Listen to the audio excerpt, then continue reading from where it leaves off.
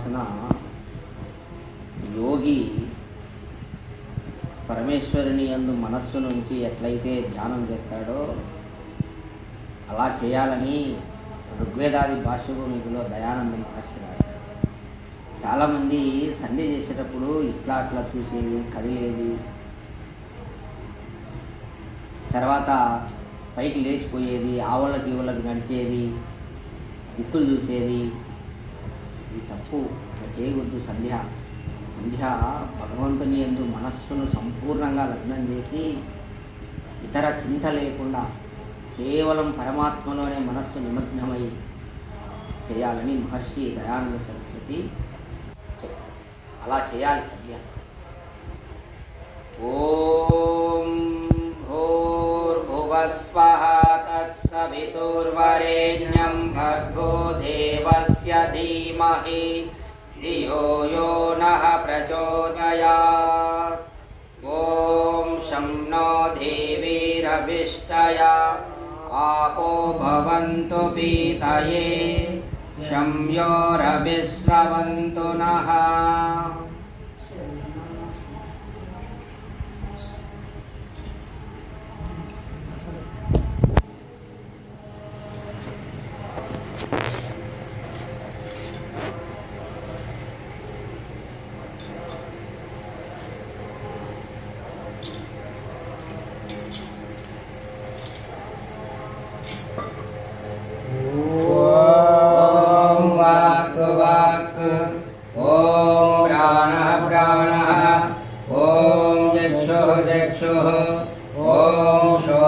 श्रोत्रं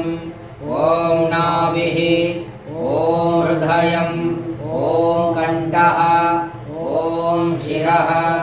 ओम बाहुभ्यां यशोबलम् ओम करतलकरपृष्ठे ओम भूः पुनातु शिरसि ओम भुवः पुनातु नेत्रयोः ओम स्वः पुनातु कंठे ओम महः पुनातु हृदये ओम जनः पुनातु नाभ्याम् ओम तपः पुनातु पादयोः ओम सत्यं पुनातु पुनः शिरसि ओम कं ब्रह्म पुनातु सर्वत्र ओम भूः ओम भुवः ओम स्वः ओम महः ओम जनः ओम तपः ओम सत्यं ओम ऋतं च सत्यं च भिद्धा तपसो अध्यजायत ततो रात्र्यजायत ततः समुद्रो अन्नवः ओम समुद्रादन्नवादधि संवत्सरो अजायत अहोरात्राणि विदधद्विश्वस्य मिषतो वसि ओम सूर्याचन्द्रमसौ धाता यथा पूर्वमकल्पयत् दिवं च पृथिवीं च अन्तरिक्षमतो स्वः ओम शं नो देवीरभिष्टया आपो भवन्तु पीतये शं योरभिस्रवन्तु नः.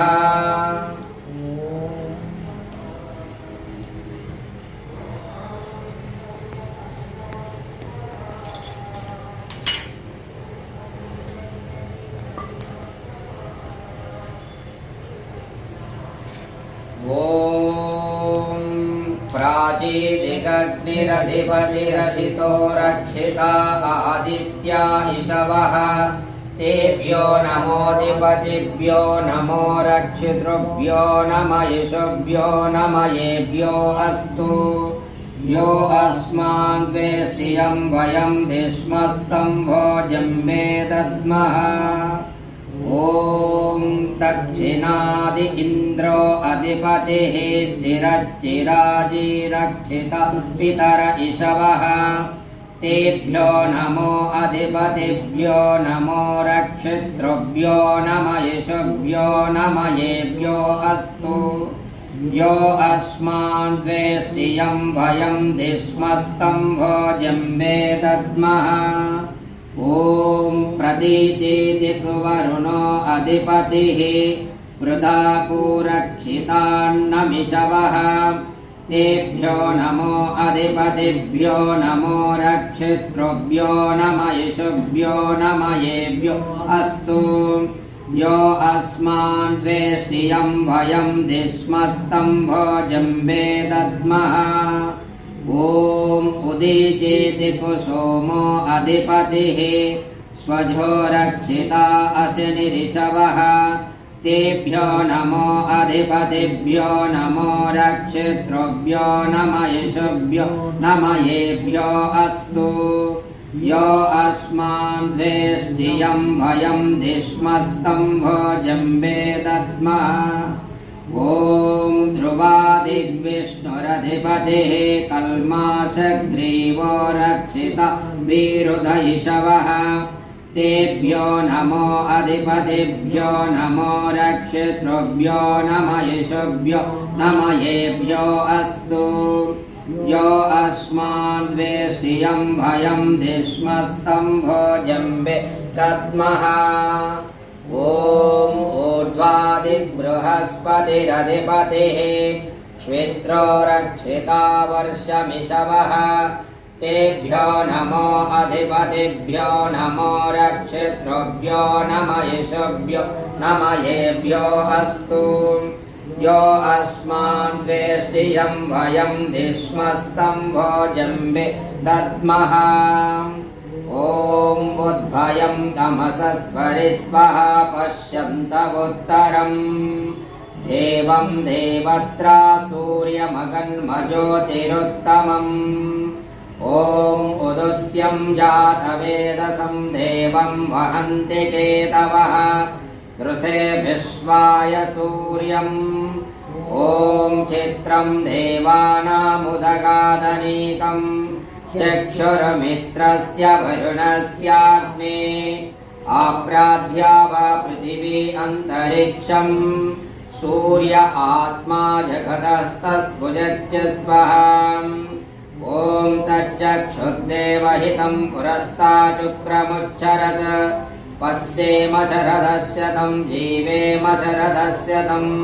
शृणयाम शरदस्य तं बभ्रवाम शरदस्य तम्